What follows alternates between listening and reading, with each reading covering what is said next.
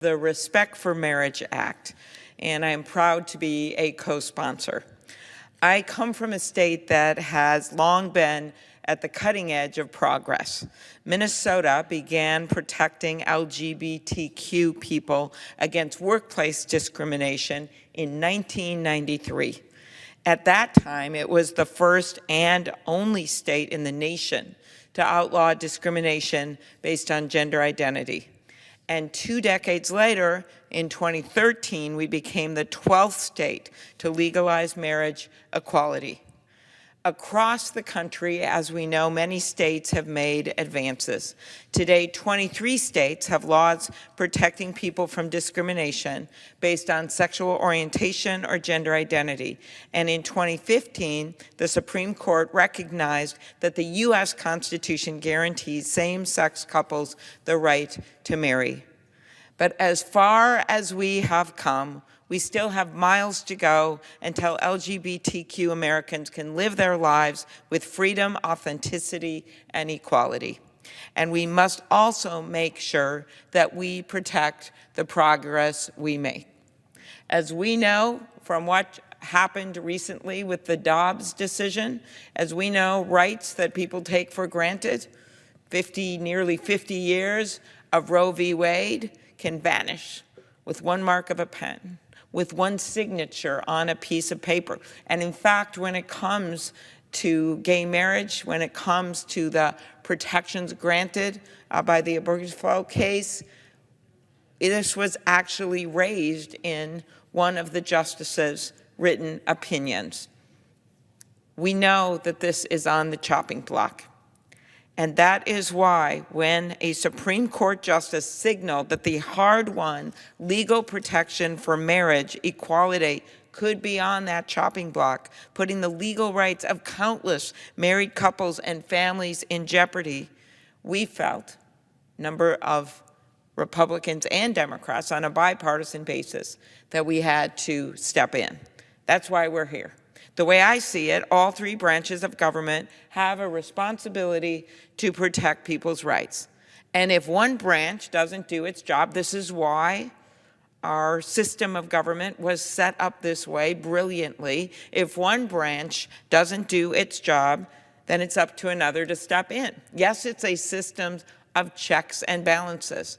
Checks if someone's power is out of control, as I believe here happened, out of the mainstream, out of consistency with the American people. That's a check. That's why we have it this way. And that is why you're seeing today, thanks to the leadership of our friends, Senator Feinstein, Senator Baldwin, Senator Collins, Senator Sinema, Senator Portman, Senator Tillis, and so many others, that we have reached a bipartisan agreement to move this bill forward. As you know, in July, the House of Representatives passed the Respect for Marriage Act to protect marriage equality. They did that on a bipartisan basis as well. 47 Republicans voted for that bill in the House of Representatives. For our Senate bill, I will note that the bipartisan text also has broad support, from faith-based organizations to more than 250 businesses, including Minnesota's own Target and Best Buy. We have before us a bill that requires states and the federal government to respect marriages legally entered into in other states, regardless of the sex or the race of the people who are married. This is the kind of bill that should get 100 votes. It's about equality, it's about dignity, and it's about love. It's about saying that we won't go back to the days when a patchwork of state laws determined whether the union of 2 people who loved each other would be recognized by their government. That we won't go back to the days when a gay soldier killed on the battlefield was denied the honor and the respect of an official notification of next of kin. And we won't go back to the days of hospital patients being left to spend their final moments alone without the person they love most by their side. This bipartisan vote today and the one that we will have in the coming days is about saying, no, we will not go backwards. We will not go backwards in this chamber. We will not follow the way the Supreme Court has been going when it comes to folding back rights and denying rights. That's not what America is about.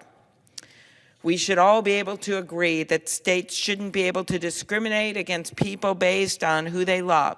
This bill gives each and every one of my colleagues the opportunity to make that statement.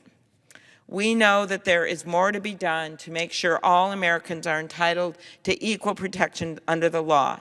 But this is an important step toward ensuring that no American experiences discrimination because of who they love.